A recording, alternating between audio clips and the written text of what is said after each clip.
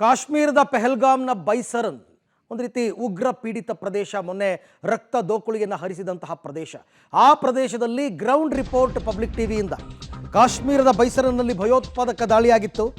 ಚದುರಿದ ಕುರ್ಚಿಗಳು, ಅಮಾಯಕರ ರಕ್ತದ ಕಲೆಗಳು, ಘಟನಾ ಸ್ಥಳದಲ್ಲಿ ಕಂಡುಬಂದ ದೃಶ್ಯಗಳಿವೆಲ್ಲ. ಗುಂಡಿನ ದಾಳಿ ನಡೆದ ಸ್ಥಳ ಈಗ ಹೇಗಿದೆ? 3 ಗಂಟೆಗಳ ಸುದೀರ್ಘ ಪ್ರಯಾಣ ಬೈಸರನ್ನಲ್ಲಿ ಕಂಡಿದ್ದಾದರೂ ಏನು? ಯಾಕೆಂದರೆ ಅಲ್ಲಿ ಕುದುರೆಗಳಿಲ್ಲ, ಕಾರಿಲ್ಲ, ಕಾಲ್ನಡಿಗೆಯಲ್ಲೇ ಹೋಗಬೇಕು. ಎಲ್ಲೆಲ್ಲೂ ಭದ್ರತಾ ಪಡೆಗಳು, ಬೆಟ್ಟ ಗುಡ್ಡ, ಕಾಡಿನೊಳಗೆ ಹದ್ದಿನ ಕಣ್ಣಿಟ್ಟಿದ್ದಾರೆ.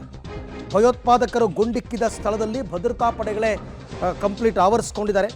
ಕನ್ನಡದ ಏಕೈಕ ನ್ಯೂಸ್ ಚಾನಲ್ ಪಬ್ಲಿಕ್ ಟಿವಿಯಿಂದ ಬೈಸರನ್ನಿಂದ ಗ್ರೌಂಡ್ ರಿಪೋರ್ಟ್.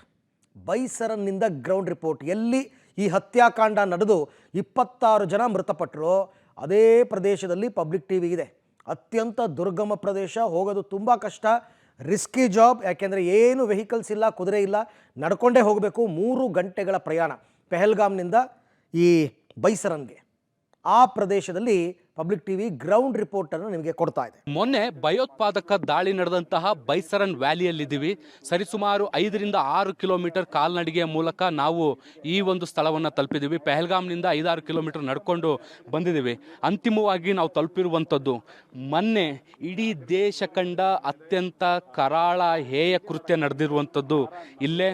ಬಹಳಷ್ಟು ಜನರು ಜೀವ ಉಳಿಸ್ಕೊಳ್ಳಿಕ್ಕೆ ಓಡಿದಂಥ ಸ್ಥಳ, ಬಹಳಷ್ಟು ಜನರ ಜೀವಗಳು ಹೋದಂಥ ಸ್ಥಳ, ಪ್ರಕೃತಿಯ ರಮಣೀಯ ಸ್ಥಳವನ್ನು ಕಣ್ತುಂಬ್ಕೊಳ್ಬೇಕು ಅಂತ ಬಂದ ಜನರು ಹೆಣವಾದಂಥ ಸ್ಥಳ ನೀವು ಗಮನಿಸ್ತಿದ್ದೀರಿ.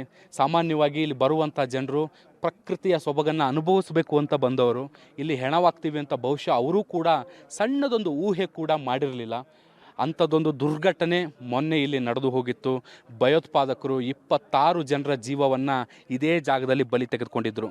ಸಾಮಾನ್ಯವಾಗಿ ನೋಡಿ, ಬೈಸರನ್ ವ್ಯಾಲಿ ಇದೆಯಲ್ಲ, ಇಲ್ಲಿ 2 ಥರದ ಸೀಸನ್ಗಳು ನಮಗೆ ನೋಡ್ಲಿಕ್ಕೆ ಸಿಗುತ್ತೆ. ಒಂದು ಡಿಸೆಂಬರಿಂದ ಜನವರಿವರೆಗೂ, ಡಿಸೆಂಬರ್, ಜನವರಿ ಮತ್ತು ಫೆಬ್ರವರಿ ಈ ಅವಧಿಯಲ್ಲಿ ಫುಲ್ಲು ಹಿಮದಿಂದ ಈ ಸ್ಥಳ ಆವರಿಸ್ಕೊಂಡಿರುತ್ತೆ.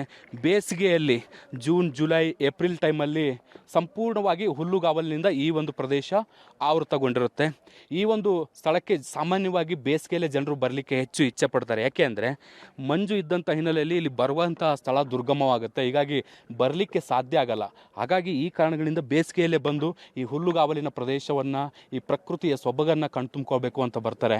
ನಾನು ಒಮ್ಮೆ ಪ್ಯಾನ್ ಮಾಡಿಸ್ತೀನಿ. ಟಾಪಿಂದ ಕೆಳಗಡೆ ನೋಡಿ, ಮೇಲೆ ಹಿಮ ಆವರಿಸಿಕೊಂಡಿರುವಂಥ ಬೆಟ್ಟ ಗುಡ್ಡಗಳು, ಅದರ ಕೆಳಗಡೆ ದೊಡ್ಡ ಪ್ರಮಾಣದ ಕಾಡು, ಅದರ ಕೆಳಗಡೆ ನಿಮಗೆ ನೋಡೋಕ್ಕೆ ಸಿಗುವಂಥದ್ದು ಹುಲ್ಲುಗಾವಲು. ಭಾಳ ದೊಡ್ಡ ವ್ಯಾಲಿ ಅಲ್ಲ ಇದು, ಒಂದು 6 ರಿಂದ 7 ಎಕರೆಯಷ್ಟು ಜಾಗ ಇರ್ಬೋದು ಅಂತ ನಾನು ಭಾವಿಸ್ತೀನಿ.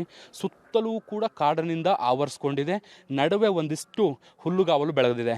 ಸಾಮಾನ್ಯವಾಗಿ ಇಲ್ಲಿ ಹುಲ್ಲುಗಾವಲು ನೋಡಲಿಕ್ಕೆ ಚಂದ, ವಿಶ್ರಾಂತಿಯನ್ನು ಮಾಡ್ಬೋದು, ಶಾಂತವಾಗಿ ರಮಣೀಯ ಸ್ಥಳವನ್ನು ಕಣ್ತುಂಬ್ಕೋಬೋದು ಅನ್ನುವಂಥದ್ದು ಪ್ರವಾಸಿಗರ ಉದ್ದೇಶ ಆಗಿರುವಂಥದ್ದು. ಮತ್ತೊಂದು ಕಡೆ ಚಳಿಗಾಲದಲ್ಲಿ ಬರುವಂಥವ್ರು ಒಂದಿಷ್ಟು ಸ್ಪೋರ್ಟ್ಸ್ ಆ್ಯಕ್ಟಿವಿಟಿ ಮಾಡ್ಬೋದು. ಹಿಮ ತುಂಬಿಕೊಂಡಿರುತ್ತೆ, ಅದು ನೋಡಲಿಕ್ಕೆ ಚಂದ. ಇಡೀ ಬೆಟ್ಟ ಗುಡ್ಡ, ಮರ ಗಿಡಗಳೆಲ್ಲವೂ ಕೂಡ ಹಿಮದಿಂದ ಆವರಿಸ್ಕೊಂಡಿರುತ್ತೆ. ಸೊ ಹಾಗಾಗಿ ಇಲ್ಲಿ ಬರುವಂತಹ ಜನರು, ಸಾಮಾನ್ಯವಾಗಿ ಶ್ರೀನಗರಕ್ಕೆ ಬರುವಂತಹ ಜನರು ಈ ಜಾಗವನ್ನು ಆಯ್ಕೆ ಮಾಡ್ತಾರೆ, ಇಲ್ಲಿಗೆ ಬರಬೇಕು ಅನ್ನುವಂಥದ್ದು ಅವರ ಇಚ್ಛೆ ಕೂಡ ಆಗಿರುತ್ತೆ. ನೋಡಿ, ಈಗ ಸೆಕ್ಯೂರಿಟಿ ಎಷ್ಟು ಟೈಟ್ ಆಗಿದೆ ಅನ್ನುವಂಥದ್ದನ್ನು ಕೂಡ ನೀವು ಗಮನಿಸ್ಬೋದು. ಈ ಒಂದು ಘಟನೆ ಆದ ಬಳಿಕ ಸಂಪೂರ್ಣವಾಗಿ ಇಡೀ ಜಾಗ ಮಿಲಿಟರಿ ಆವರಿಸ್ಕೊಂಡಿರುವಂಥದ್ದು ನಾವು ಗಮನಿಸ್ಬೋದು. ಇಲ್ಲೆಲ್ಲೂ ಕೂಡ ನಿಲ್ಲಿಕ್ಕೂ ಕೂಡ ಅವಕಾಶವನ್ನು ಮಾಡಿಕೊಡ್ತಾ ಇಲ್ಲ. ಬರುವಂಥ ಜನರನ್ನು ವಾಪಸ್ ಕಳಿಸುವಂಥ ಕೆಲಸವನ್ನು ಮಾಡ್ತಿದ್ದಾರೆ. ಪ್ರವಾಸಿಗರಿಗೆ ಸಂಪೂರ್ಣವಾಗಿ ನಿರ್ಬಂಧವನ್ನು ಹೇರಲಾಗಿದೆ. ಇಡೀ ಪ್ರದೇಶವನ್ನು ಆರ್ಮಿ ಕಂಟ್ರೋಲ್ಗೆ ತೆಗೆದುಕೊಂಡಿದೆ. ಸಂಪೂರ್ಣವಾಗಿ ಇಲ್ಲೆಲ್ಲೂ ಓಡಾಡಲಿಕ್ಕೆ ನಿರ್ಬಂಧವನ್ನು ವಿಧಿಸ್ತಿದ್ದಾರೆ. ವಾಪಸ್ ಹೋಗಬೇಕು ಅನ್ನುವಂಥ ನಿಟ್ಟಿನಲ್ಲಿ ಡೈರೆಕ್ಷನ್ಸನ್ನು ಕೊಡ್ತಾ ಇದ್ದಾರೆ. ನೀವು ನೋಡ್ಬೋದು, ಇಡೀ ಪ್ರದೇಶ ಹುಲ್ಲುಗಾವಲು ಏನಿದೆಯಲ್ಲ, ಎಲ್ಲ ಕಡೆಯೂ ಕೂಡ ಆರ್ಮಿ ತುಂಬಿಕೊಂಡಿರುವಂಥದ್ದನ್ನು ನೀವು ಗಮನಿಸ್ತಾ ಹೋಗ್ಬೋದು. ಯಾರು ಅಂದರೆ ಯಾರನ್ನೂ ಕೂಡ ಬಿಡುತ್ತಿಲ್ಲ. ಈ ಏನು ಗೇಟ್ ನೋಡ್ತಿದ್ದೀರಲ್ಲ, ಇದು ಎಂಟ್ರಿ ಗೇಟು. ನೀವು ಕುದುರೆ ಮೂಲಕ, ಕಾಲ್ನಡಿಗೆ ಮೂಲಕ ಬಂದರೆ ಇಲ್ಲಿಂದ ಟಿಕೆಟ್ ಕೊಟ್ಟು ಒಳಗಡೆ ಹೋಗಬೇಕು. ಒಳಗಡೆ ಹೋದ್ಮೇಲೆ ನೀವು ಇಡೀ ಪ್ರಕೃತಿಯ ಸೊಬಗನ್ನು ಕಣ್ತುಂಬ್ಕೋಬೋದು. ಆದರೆ ಇವತ್ತು ಪರಿಸ್ಥಿತಿ ಭಿನ್ನವಾಗಿದೆ, ಬೇರೆದೇ ಆಗಿದೆ. ಹೃದಯ ವಿದ್ರಾವಕ ಘಟನೆ ಇಲ್ಲಿ ಸಂಭವಿಸಿರುವಂಥದ್ದು. ಸಂಪೂರ್ಣವಾಗಿ ಆರ್ಮಿ ಕಂಟ್ರೋಲ್ಗೆ ತೆಗೆದುಕೊಂಡಿದೆ. ಇಡೀ ಜಾಗವನ್ನು ಆವರಿಸ್ಕೊಂಡಿದ್ದಾರೆ. ಮೊನ್ನೆ ಘಟನೆ ನಡೆದಂಥ ಸ್ಥಳದ ಬಗ್ಗೆ ವಿವರಿಸೋದಾದರೆ, ಎಲ್ಲರೂ ಕೂಡ ಅವ್ರವ್ರ ಪಾಡಿಗೆ ಕುಟುಂಬದ ಜೊತೆಗೆ, ಸ್ನೇಹಿತರ ಜೊತೆಗೆ ಈ ಒಂದು ಜಾಗದ ಸೌಂದರ್ಯವನ್ನು ಕಣ್ತುಂಬ್ಕೊಳ್ಳುವಂಥ ಕೆಲಸವನ್ನು ಮಾಡ್ತಾಯಿದ್ರು. ಏಕಾಏಕಿ ಬಂದಂಥ 7-8 ಜನ ದುರುಳರು, ದುಷ್ಟರು ಈ ಕಾರ್ಡ್ಗಳೇನು ಕಾಣಿಸ್ತಾ ಇದೆಯಲ್ಲ ನಿಮಗೆ, ಈ ಕಾರ್ಡ್ಗಳ ಒಳಗಡೆಯಿಂದ ಪೊಲೀಸ್ ಡ್ರೆಸ್ಸಲ್ಲಿ, ಮಿಲಿಟರಿ ಡ್ರೆಸ್ಸಲ್ಲಿ ಕುರ್ತಾವನ್ನು ಹಾಕ್ಕೊಂಡು ಬಂದು ಧರ್ಮವನ್ನು ಕೇಳಿ 26 ಜನ ಪುರುಷರನ್ನು ಹತ್ಯೆ ಮಾಡಿ ಭೀಕರವಾಗಿ ಇಲ್ಲಿಂದ ಎಸ್ಕೇಪ್ ಆಗಿದ್ದಾರೆ.